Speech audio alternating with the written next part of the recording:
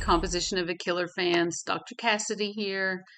Glad you were able to join me today. We're going to be talking about the happy face killer, Keith Hunter Jesperson. We're also going to be talking about a few new statistics that I have found and some facts. I don't know that they're new per se, but I think they're a little bit different from the ones we've discussed in the past. Before we do get started, as always, I just wanted to say anything we talk about in this podcast is not meant to be a medical diagnosis or a clinical diagnosis of mental health. It is my professional opinion. It's certainly research based, and but I have never spoken to these people, right? I just know what I find and I research on them. So just want to make that very, very clear.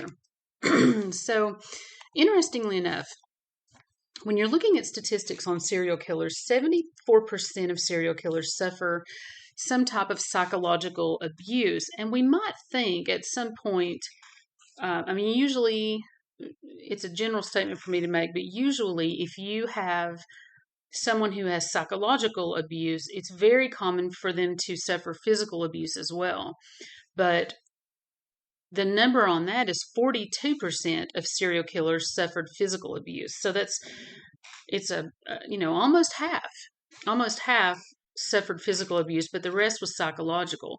That in and of itself tells me, while physical abuse is horrible, it is horrible.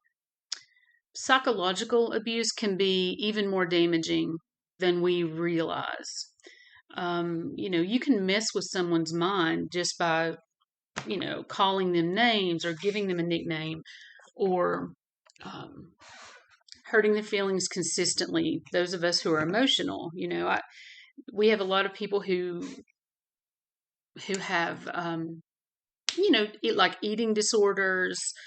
Some people who are incredibly shy or reserved because they at some point, maybe even a recluse, they were embarrassed in front of a large group of people or something happened that significantly affected them. So when we talk about that, you cannot help but mention bullying. Anything that happens to someone that is detrimental to their mental capacity or physical capacity can cause people to have major psychological issues throughout their lifespan. And bullying, of course, does that. And it can be any type of bullying. It can be physical bullying. It can be psychological bullying. It can be any form of humiliation, all those type of things. So it's for us, especially in education, we have to learn to really recognize that and then have some options of what to do about it. I think that's the thing. I think that we as educators, and most people, we can recognize bullying. We know it when we see it, but what do we do about it? We live in a very litigious society right now, and so sometimes you might stop and think about what you're doing before you do it because you're afraid you might get sued. That's completely normal. It's completely logical, but we also have to think about, what should be our primary focus. It's helping our students to grow and be good, productive citizens, have good, normal families, whatever that looks like for that family, and not be treated poorly. I think if we were able to do those type of things on a consistent basis, we wouldn't have a lot of the violent tendencies that we have now with people. And it's really sad to say that, but it's also very true. Something has to give, right? Something has to give. Now, when you're looking at the brain activity of serial killers, you will find, and you can see images of serial killers' brains, those who have passed on and they've allowed their brain to be studied, those who have, MRIs, those kind of things, even while they're alive. You're going to see reduced brain activity in the lateral and medial prefrontal cortex. Now, what does that tell us? What is it that occurs in that prefrontal cortex that is probably damaged, and is, something that we talk about quite often. It's actually, the prefrontal cortex is known as the personality center of the brain, and it's in the front, of the frontal lobe behind the forehead. So it's, front and center. It is the last part of the brain to mature. So usually in late adolescence, and it's involved in many complex cognitive and social functions. Now, what do we know about serial killers or violent behavior? I'm going to give you a minute to think about that.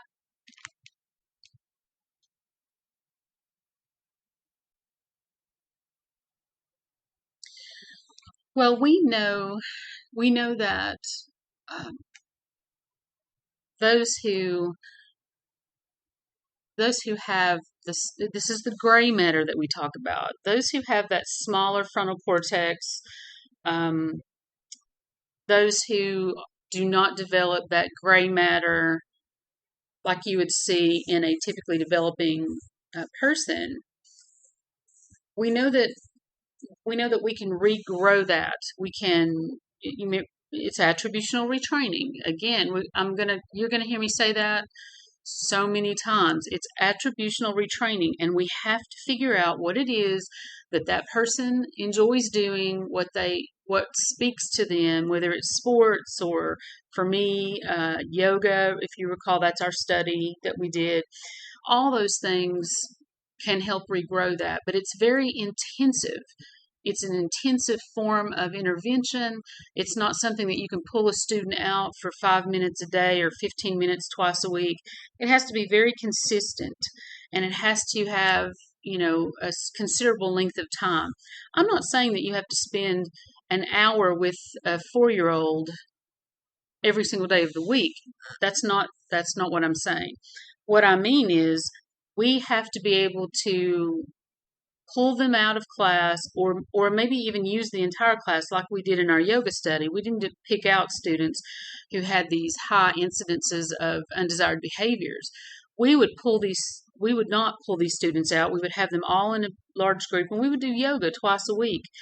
And with 4-year-olds, you typically have their attention span, give or take, the number of years that they are. So if they're 4 years old, you might get 4 minutes of concentrated effort on their part, unless you're really engaging. That's why when you're teaching early childhood, you have to really be on your game 110% all day long. Because once you lose their attention, it's hard or impossible to get it back. Now,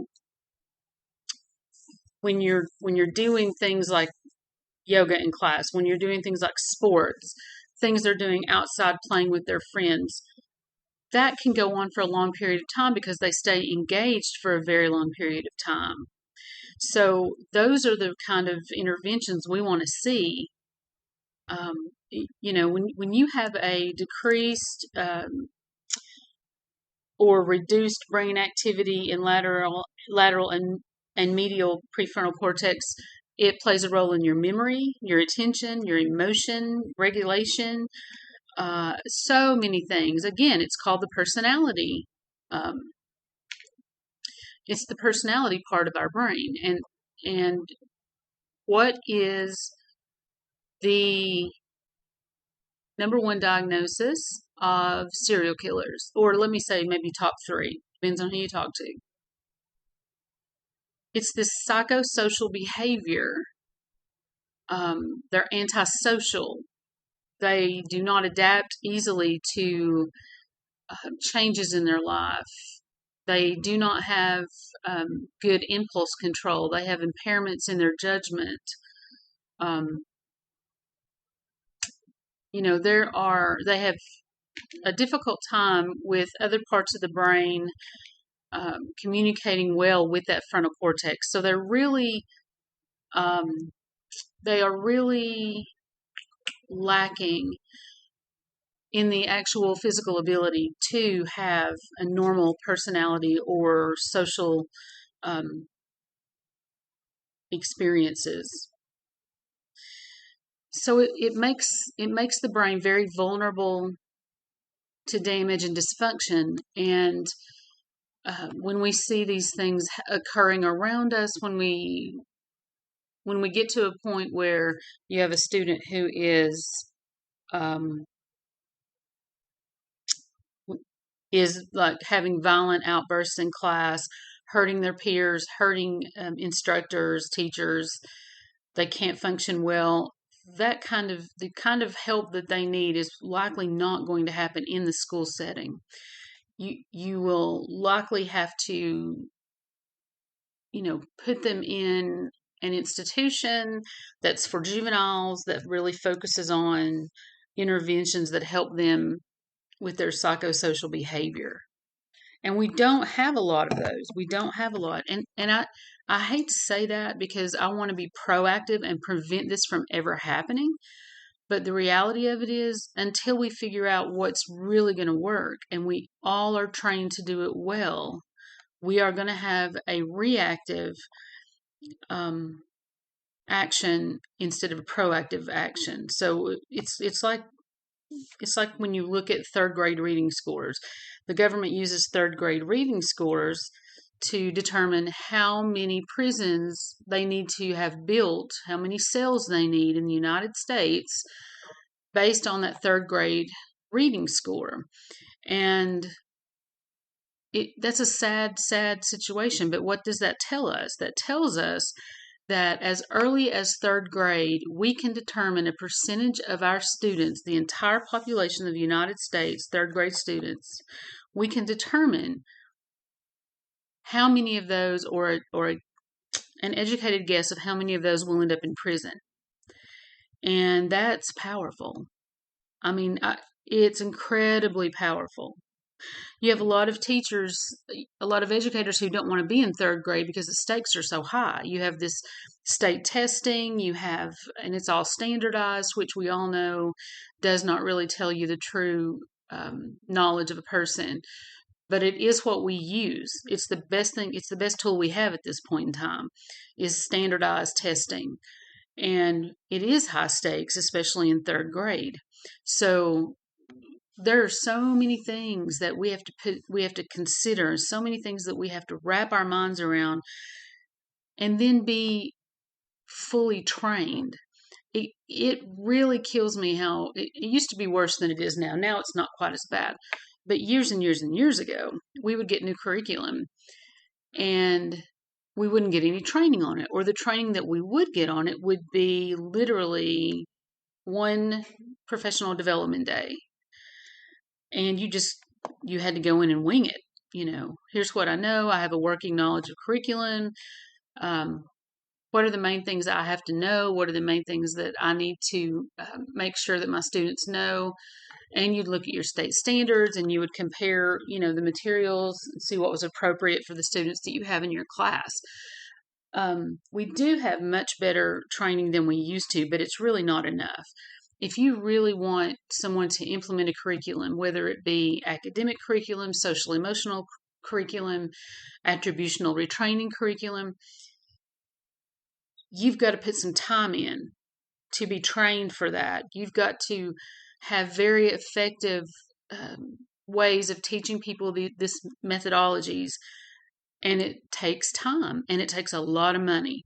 I mean, curriculum is expensive in any case, but then when you have your training on top of that, and you have to pay professional educators to come in, and it's very, very expensive. And we have expectations, right? We have expectations of what it needs to be, but we also want to make sure that what we're teaching the students, or the teachers rather, are developmentally appropriate methodologies. So that is one of the things I'm looking at. I'm trying to come up with a pilot study to look into different curricula that are going to help us combat this problem that we have right now in society. So always interesting talking about, brain growth